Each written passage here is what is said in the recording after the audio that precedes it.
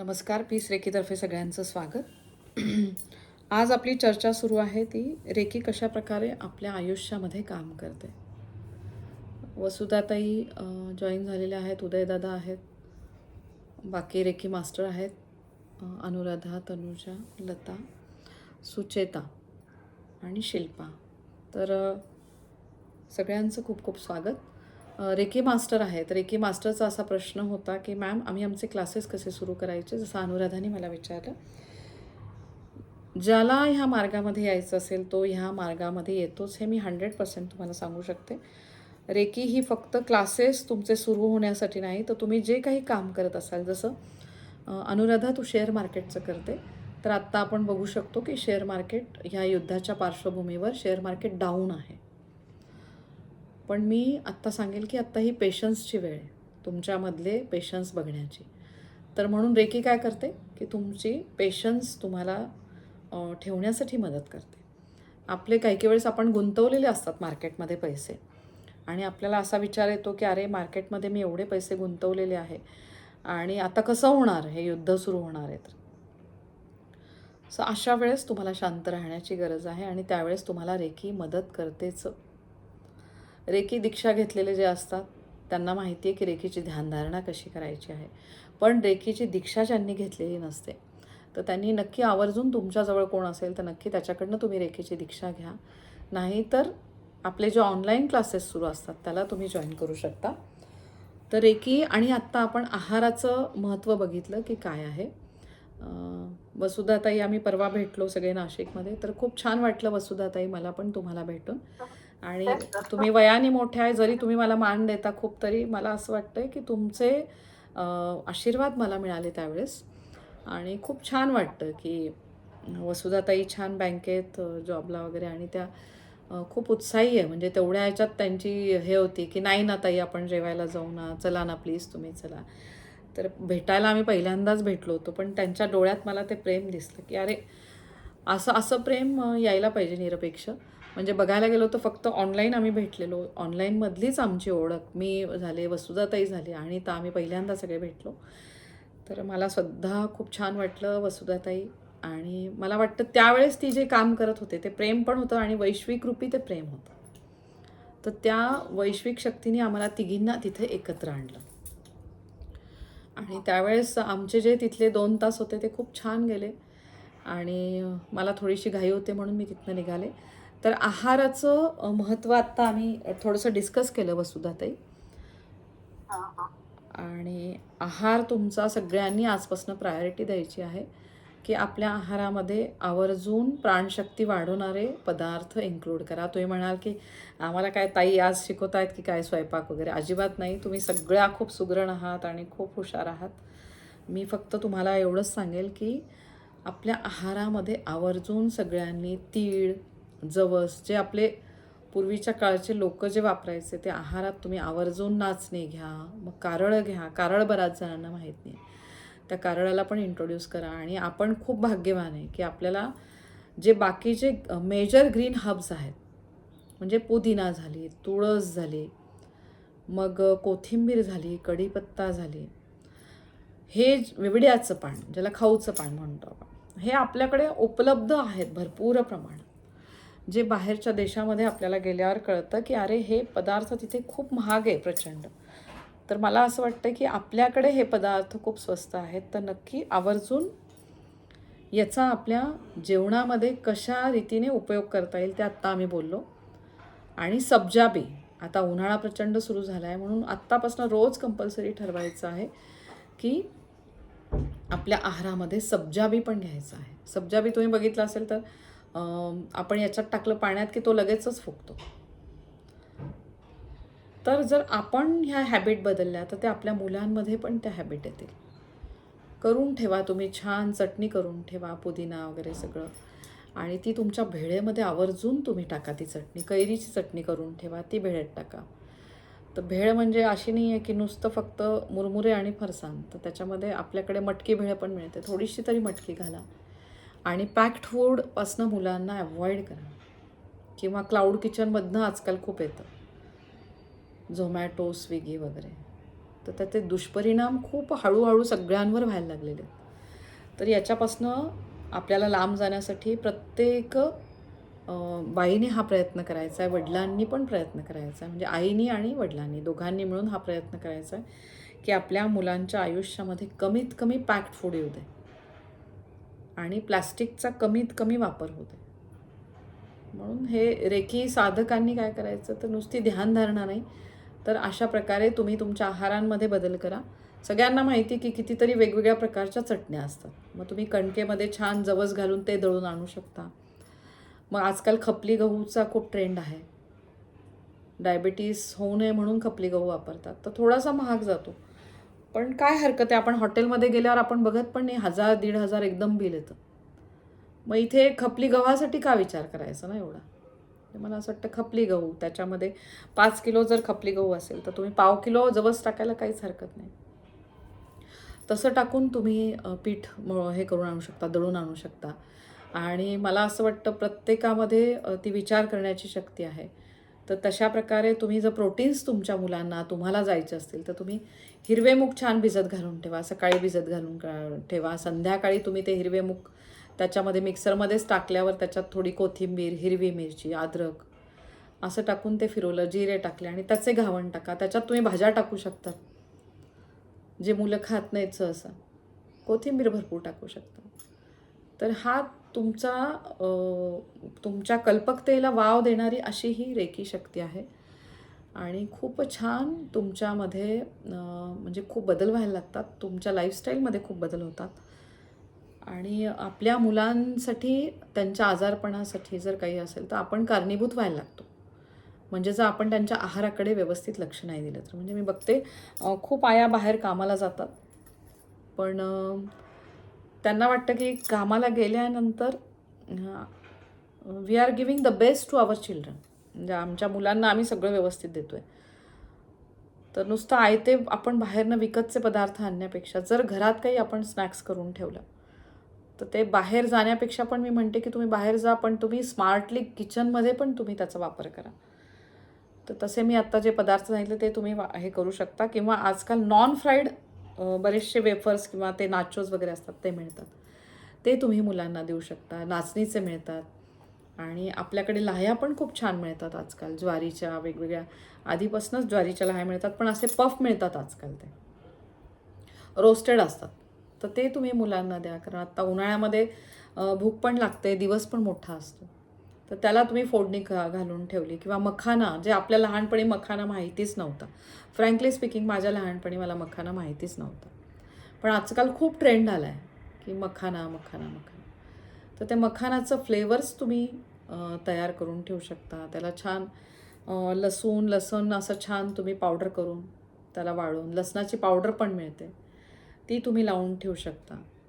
किंवा पॉपकॉर्न मुलं इतकी आवडीने खातात तिथे थिएटरमध्ये गेल्यावर, काय असतं त्याच्यात, हळदच असते. किंवा चीज पावडर मिळते तुम्हाला, तुम्ही हे मखानाला लावून ठेवू शकता. तर असं तुम्ही तुमच्या स्वतःची क्रिएटिव्हिटी तुम्ही यूज करू शकता. म्हणजे रेकी ही तुम्हाला शिकवते की तुमचे स्वतःची लाईफस्टाईल पण छान करा आणि तुमच्या घरातल्या मुलांची पण हेल्थ चांगली ठेवण्यासाठी ती आपल्याला मदत करते. तर अशी आहे ही ब्रह्मांडीय शिवशक्ती आणि ती तुम्हाला आशीर्वाद देतेच. याच्यामध्ये कोणाला काही विचारायचं आहे का प्रश्न?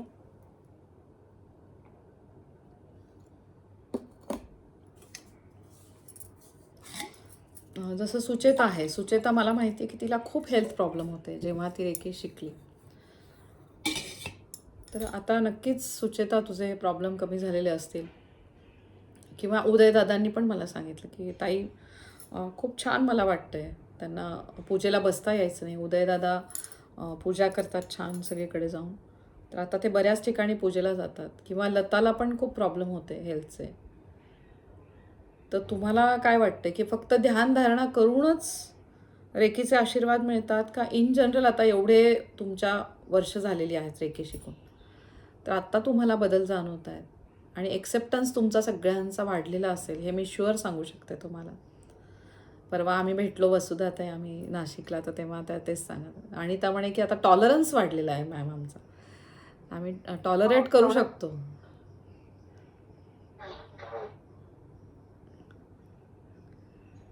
म्हणजे तुमच्यासमोर काहीही प्रसंग आला तरी तुम्ही त्याला छान निडरपणे समोर जाऊ शकता.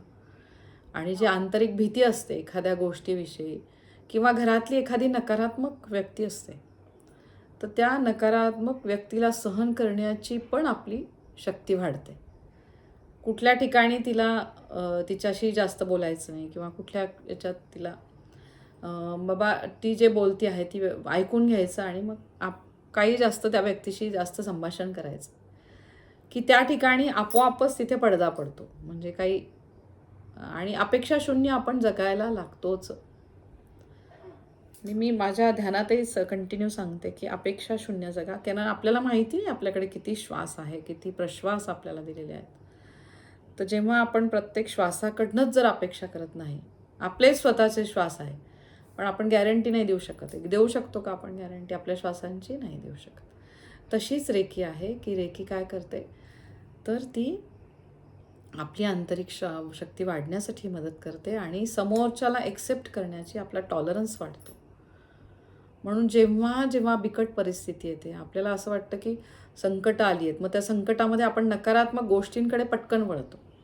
तर त्यावेळेस त्या संकटांना एकदम सूक्ष्म स्वरूपामध्ये बघण्याचा प्रयत्न करा सगळ्यांनी, की अरे माझ्यापेक्षा अजून वर्स्ट कोणावर काय असू शकतं. तुम्हाला असं वाटतंय तुमच्या शरीराला काहीतरी त्रास झाला आहे, लागलं आहे किंवा तुम्हाला काही करता येत नाही, तर तुम्ही म्हणता बापरे देवाने मलाच हे दुखणं दिलं, मला आता किती त्रास होतो आहे. त्यावेळेस तुम्ही विचार करायचा आहे, अरे ॲटलिस्ट माझं शरीर तर धडधाकट आहे. या जगात कितीतरी लोक आहेत की ज्यांना जन्मताच असं मिळालेलं नाही आहे पूर्ण शरीर. अपंग आहेत काही काही जण, जे मेंटली रिटार्डेड लोक आहेत. मग त्यावेळेस असा विचार केला की आपला एक्सेप्टन्स वाढतो की अरे ठीक आहे, मला काय फक्त गुडघेदुखी आहे, आय एक्सेप्ट इट. माझं झालं आहे आता, मला शारीरिक त्रास होतो आहे, एक्सेप्ट करा, ते एक्सेप्ट करून टाका. हा एक्सेप्टन्स तुमचा खूप वाढतो. आपला आजारपण असेल जे आपल्या चुकीच्या खाण्याच्या सवयीमुळे आपल्याला मिळालं असेल, कोणाला BP असते, कोणाला शुगर असतं, कोणाला थायरॉईड, ही फक्त आपले लाईफस्टाईल डिसऑर्डर आहेत. हे काही देवाने आपल्याला दिलेलं नाही आहे. हे काय सगळे हे मान्य करतात का की हे आपल्या स्वतःचंच अग्नितत्व न सांभाळल्यामुळे आपल्याला आजार झाले. पृथ्वी तत्व, अग्नितत्व नाही सांभाळलं, वायुतत्व नाही सांभाळलं, तर तुम्हाला युरिक ॲसिड वाढतं आणि युरिक ॲसिड वाढून मग तुम्हाला सांधेदुखी होते. किंवा ॲसिडिटी तुम्ही दुर्लक्ष केलं म्हणजे ॲसिडिटी आहे तेव्हा गोळी घेतली, शांत केलं ॲसिड. दुसऱ्या दिवशी तुम्ही परत आंबट खाल्लं, ॲसिड वाढणारच. म्हणजे तुम्हाला हे सगळ्यांना आता लक्षात आलं आहे आपल्या रेकी साधकांना की आपल्या आहाराकडे खूप लक्ष देणं गरजेचं आहे, तरच आपण आजारी पडतो. व्हायरल झालेली व्यक्ती आहे, त्यांच्या आपण कॉन्टॅक्टमध्ये आलो, आपल्याला तिने थोड्या वेळाने सांगितलं आपलं जेवण बिवण झालं, अगो मला व्हायरल झालं आहे. आपल्याला लगेच काय होतं, अरे आता मला होईल की काय. तुम्ही अशी शंकाच आणू नका. तुमचे चक्र सक्षम असेल तुम्हाला होणारच नाही व्हायरल, हे माझ्या अनुभवावरनं तुम्हाला सांगते. पण जर नकारात्मक एखादी व्यक्ती असेल, तिच्यापासून लांब राहण्याचा प्रयत्न करा.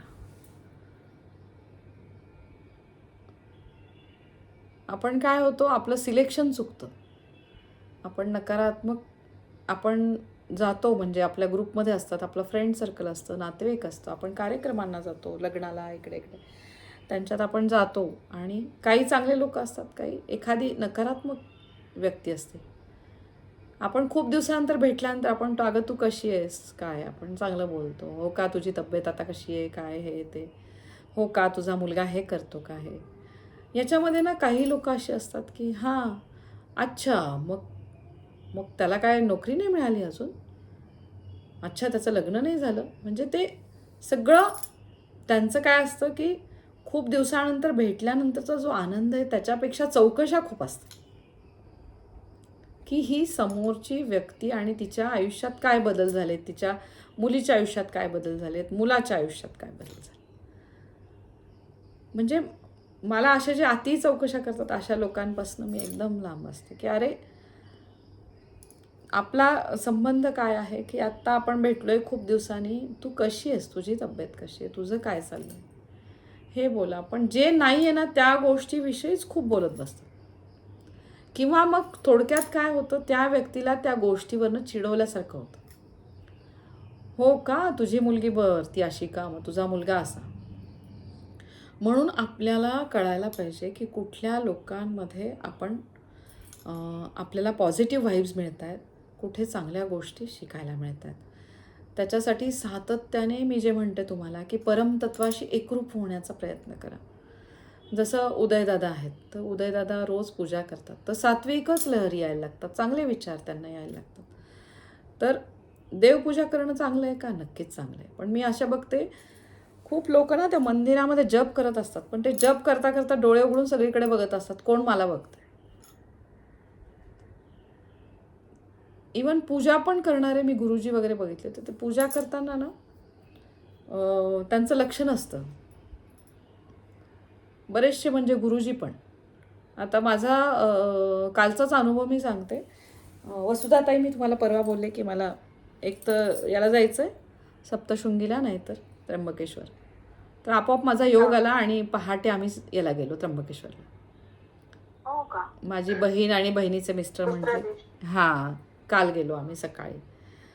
पहाटे गेलो. पण तुम्हाला खरं सांगू का, म्हणजे किती बिझनेस झाला ह्या गोष्टींचा. आपण इतक्या चांगल्या याच्याने जातो ना, तर लाईनमध्ये वगैरे उभं राहून सगळं गेलो वगैरे. ते त्र्यंबकेश्वर वन ऑफ द ज्योतिर्लिंग ना, पण ते म्हणतात ना की डोळ्यांनी पाहण्याचं जे सुख असतं. पण त्यांनी अक्षरशः काय केलंय, ते गाभाऱ्याच्या दारावरच सगळी पूजा घेतात आणि ते गुरुजीच आत करत असतात पूजा. तर हे मला थोडक्यात असं वाटलं की हे म्हणजे आज जे लोक येत आहेत तुमच्याकडे दर्शनाला, तुम्ही त्यांना गाभाऱ्यात पण नेऊ देत नाही, हे किती चुकीचं आहे. तर मी म्हटलं, मनातल्या मनात तिथे प्रार्थना केली शंकरदेवांना, म्हटलं तुम्ही बघताय हे सगळं, तर तुम्ही या गुरुजींना चांगली बुद्धी द्या की बाबा येणारा जो भक्त आहे, हा बिझनेस झाला ना तो थोडक्यात. आणि गुरुजी विचारत होते की कोणाला कुठला रुद्रयाग करायचा आहे का, हे करायचं का. म्हटलं अहो, आम्हाला दर्शन घ्यायचं आहे तिथे समोर. ते दर्शनही आम्हाला दर्शन म्हणजे आम्हाला त्या गाभाऱ्यातही जायला परवानगी नाही. इतकं वाईट वाटत होतं. गुरुजी नुसतं विचारत होते कोणाला रुद्रयाग करायचा आहे का, मग कोणाला काय वेगळी पूजा करायची का, काय करायची का, जलाभिषेक करायचा आहे का, असं करायचं. म्हणजे जलाभिषेक जर आम्ही गुरुजींची पूजा घेतली तरच आम्हाला गाभाऱ्यात जाता येईल. म्हणजे हे किती चुकीचं आहे ना, की आपण एवढ्या लांबनं जातो आणि काय पाहिजे असतं आपल्याला, फक्त गाभाऱ्यात जाऊन दर्शन घ्यायचं असतं. म्हणून मी तिथनं नमस्कार केला. म्हटलं तुम्ही बसलेले आहात, तुम्ही बघताय सगळं तुम्ही, तर तुम्ही कैलाशपती तुम्ही बघा म्हटलं, आणि यांना चांगली बुद्धी द्या. ते तीन गुरुजी म्हणून त्यांचीच पूजा चालली होती. म्हणजे तो येणारा जो भक्त आहे तो फक्त त्या गाभाऱ्याच्या दाराला नमस्कार करून त्यांनी आणलेलं ते नारळ बिरळ सगळं तिथे ठेवायचं आणि पुढे जायचं. इवन आणलेला बेल पण ते असे टाकून देत होते इकडे. आणि म्हणतात ना ते कर्म कसं साठत राहतं. म्हणजे फक्त ते 3 गुरुजी तिथे पूजा करतात आणि हा जो येणारा भक्त आहे, कोणी मी नाही, व्हॉटेवर जो कोणी येतोय, तो फक्त त्या गाभाऱ्याच्या दाराजवळ बेल ठेवून जातोय. बेल म्हणा, हे म्हणा. आणि हे त्याचं नुसतं असं घेतात, तिथे शिवलिंगाच्या इथे पण नाही लावत, नुसतं असं करतात आणि टाकून देतात. तर हे तिथले गुरुजी त्यांचंच कर्म तयार करतात की बाबा आम्हीच फक्त हे करणार. हो ना. म्हणजे हा किती चुकीचा भाव आहे. आपण म्हणतो ना की तो तर बघायला गेलं तर तो आपण हे झालं केदारनाथचा फ्लड बीड, तर कितीतरी गुरुजी वगैरे त्यांचे घरं वाहून गेले हे होऊन. तर हे स्वतःहून ते त्यांचं कर्म तयार करतात. म्हणजे मला वाईट वाटलं की बाबा यांना कोणीतरी नाही सांगायला पाहिजे ना, कोणीतरी त्यांना की बाबा तो येणारा भक्त एवढा लांबनं येतात ते गावाहून, तर त्यांना तिथे गाभाऱ्यात तुम्ही त्यांना पण जाऊ द्या ना, त्यांना पण दर्शन करून मग पुढे जाऊ द्या. असं घेतात ओढतात आपलं, तिथे लावलं की चाललं. तर अशा बऱ्याच ठिकाणी आहे. एक त्र्यंबकेश्वरच नाही, बऱ्याच ठिकाणी असं आहे. त्याच्या अगोदर मी याला पण गेले घृष्णेश्वरला 3-4 दिवस अगोदर रविवारी. पण ॲटलिस्ट आम्हाला तिथे शिवलिंगाला आम्हाला तिथे पूजा तरी करता आली. म्हणजे ॲटलिस्ट आम्ही जल चढवू शकतो. आता हे 12 ज्योतिर्लिंग म्हणजे बघायला गेलं तर 12 ज्योतिर्लिंग आहे. एवढ्या पूर्ण भारतामधले हे 12 ज्योतिर्लिंग, आणि त्या ज्योतिर्लिंगालाच तुम्ही आम्हाला पूजा नाही करू देत. म्हणजे काय आपण त्या गुरुजींना सांगणार. आणि आपण असं म्हणतो ना गुरुजी म्हणजे बाबा सगळं त्यांना आहे, नॉलेज आहे त्यांना. गुरु म्हणून आपण त्यांच्याकडे बघतो ना, पण असं गुरुजींनी केल्यावर वाईट वाटलं मला तिथे. म्हणून आजकाल ते मी नचिकेत दीक्षितांचं जे करते श्रीविद्या, त्याच्यात ते सांगतात की तुम्ही मनोभावे घरातच बसून तुम्ही हे करा, देवाला नमस्कार करा, गुरुजींच्या भरोशावर राहूच नका. कारण जे तुम्ही मनोभावे तुमच्या देवांसाठी करणार आहे ते गुरुजी थोडीच करणार आहे.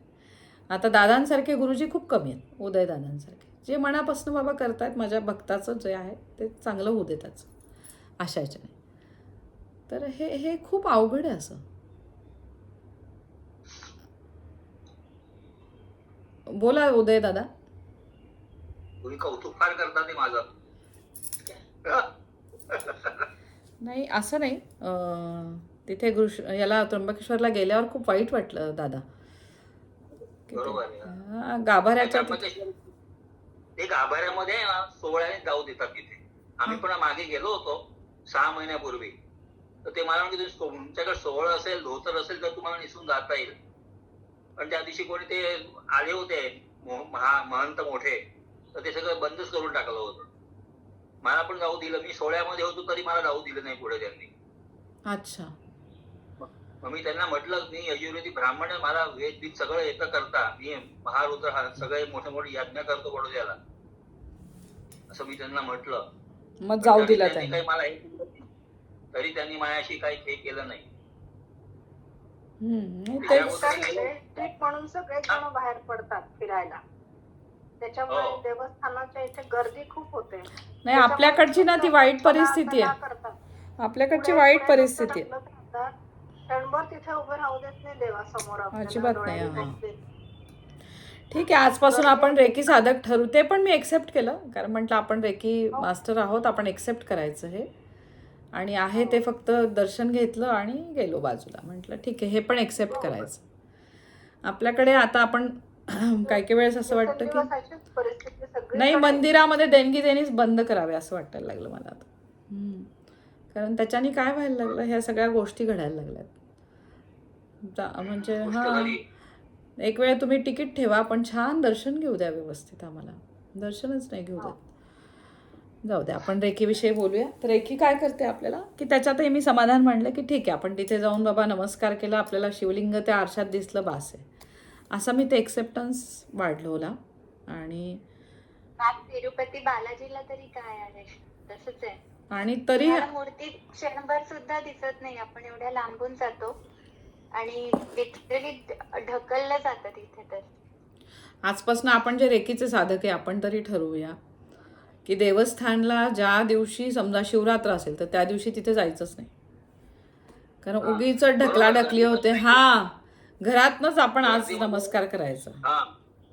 आता आम्ही पण त्याला जातो, नारेश्वरी जातो, त्या उत्सव वगैरे असतो तेव्हा जातच नाही, इतर वेळेस जायचं. म्हणजे शांततेत दर्शन होतं, आपल्याला मनोभावाने पूजा नीट करता येते. खरंच आणि आहे. ते आपण हातामध्ये घेऊन सगळं देऊन द्यायचं मग त्यांना.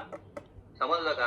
हो. आपल्याला गाभाऱ्यात जाता येत नाही, पण आपण सगळं ते हातात फुलं वगैरे घ्यायचं, आपण नामस्मरण करायचं देवाचं, काही गोराष्टक असेल, आरती आहे, आपलं पावणी आहे असं, किंवा आपला रुद्र काही महिम येत असेल महादेवच्या तिथे, ते म्हणून हातामध्ये घ्यायचं आणि तिथे महाराजांना हे देऊन द्यायचं, त्या थाळीमध्ये ठेवून द्यायचं. असं केलं तरी उत्तम आहे. एक मनाला थोडंफार समाधान मिळतं आपल्याला. खरंच आहे, अगदी खरं आहे. आपण आपले रेकी साधक ठरवूया आता की अशा वेळेस जायचंच नाही की ज्या दिवशी काही कार्यक्रम आहे वगैरे, उलट नंतर जायचं. म्हणजे अशा स्थानी अशा दिवशी जायचंच नाही जिथे आपल्याला गर्दी असेल आणि दर्शन होत नाही. त्या पुजाऱ्यांनाही कळालं पाहिजे. तुम्ही त्र्यंबकेश्वरला गेले होते तर ऑड डे होता ना, तरी गर्दी होती. तरी गर्दी प्रचंड होती ना. आणि प्रदोष होता त्या दिवशी. कधी? आणि झाले 6 महिने झाले त्या गोष्टीला, प्रदोष होता. आणि त्या दिवशी म्हणजे मला मी ती काठी घेतली होती ना, तरी मला त्यांनी पुढे घेऊन गेले होते. तर मी माझं रुद्र तिथे सुरुवात केली म्हणाला.